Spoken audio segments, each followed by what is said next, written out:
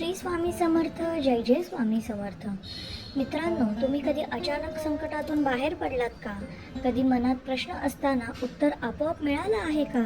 जर तुम्हाला उत्तर मिळालं असेल तर समजून घ्या, स्वामी तुमच्या पाठीशी सदैव उभे आहेत.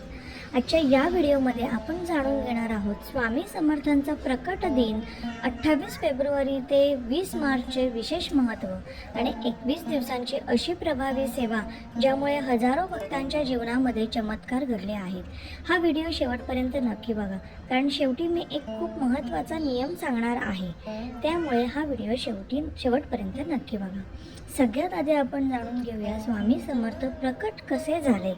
तर मित्रांनो, श्री स्वामी समर्थ महाराज हे साक्षात दत्तात्रयांचा अवतार मानले जातात.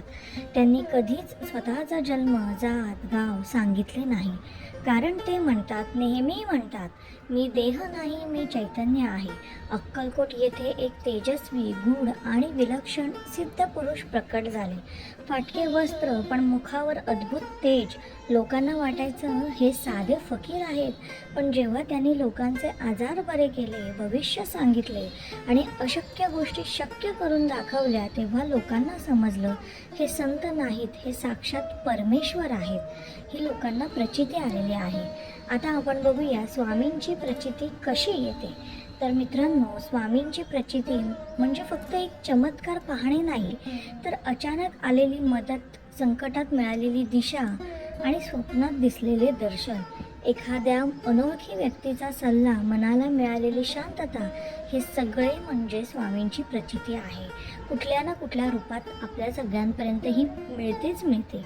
आणि स्वामी नेहमी म्हणतात, भिवू नकोस, मी तुझ्या पाठीशी आहे. जर तुम्ही खऱ्या मनाने स्वामींना हाक मारली तर ते नक्कीच ऐकतात. कधी उशीर होतो, पण नकार हा कधीच मिळत नाही. त्यामुळे स्वामींची प्रचिती ही खूप आहे. 28 फेब्रुवारी ते 20 मार्च महत्त्व काय आहे या दिवसांचे ते जाणून घेऊया. तर मित्रांनो, 28 फेब्रुवारी ते 20 मार्च हा काळ स्वामी समर्थांचा प्रकट काळ मानला जातो. या 21 दिवसांत स्वामींची ऊर्जा विशेष जागृत असते. म्हणूनच भक्त या काळात 21 दिवसांची सेवा, जप, व्रत करतात. हा काळ म्हणजे मन, विचार आणि नशीब बदलण्याचा सुवर्ण काळ मानला जातो. आता 21 दिवसांची प्रभावी स्वामी सेवा काय आहे ही आपण जाणून घेऊया. सगळ्यात आधी पहिला दिवस, संकल्प आणि स्वामींच्या फोटोसमोर दिवा लावा आणि मनात बोला, स्वामी पूर्ण श्रद्धेने 21 दिवस तुमची सेवा करीन. त्यानंतर बाकीचे 20 दिवस उरलेले आहेत तेव्हाची रोजची सेवा सकाळी किंवा संध्याकाळी दिवा लावून श्री स्वामी समर्थ, जय जय स्वामी समर्थ हा जप किमान 108 वेळा करायचा आहे. थोडं स्वामी चरित्र वाचा. गुरुवार विशेष महत्त्वाचा. आचार आणि विचार सात्विक अन्न. त्यानंतर खोटं बोलणं टाळा, वाईट विचार टाळा. शक्य असेल तर दान, धर्म, मदत, सेवा अशा गोष्टी तुम्ही नक्की करा. मंडळी, सेवेत शंका ठेवू नका, कारण शंका ही सर्वात मोठी अडचण आहे. त्यानंतर 21 दिवसांच्या सेवेतून मिळणारी कोणती फळ आहेत, म्हणजे 21 दिवसांची स्वामी सेवा केल्यानंतर आपल्याला काय फळ मिळते. तर जो भक्त श्रद्धेने ही सेवा करतो त्याला हळूहळू अनुभव येतो. मन शांत होतं, भीती कमी होते, अडचणी सुटायला लागतात, घरात सकारात्मक ऊर्जा येते, स्वामीजवळ असल्याची जाणीव होते. स्वामींची कृपा ही पैशात मोजता येत नाही, पण अनुभवातून नक्की जाणवते. त्यामुळे हे 21 दिवसांची सेवा ही आपल्याला करायची आहे.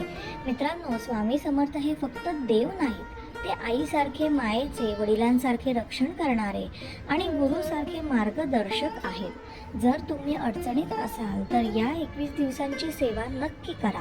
फक्त एकच गोष्ट नेहमी लक्षात ठेवा, श्रद्धा, संयम म्हणजे स्वामींची कृपा. कोणतीही गोष्ट तुम्ही आज केली तर तुम्हाला त्याचं लगेच फळ हे मिळत नाही.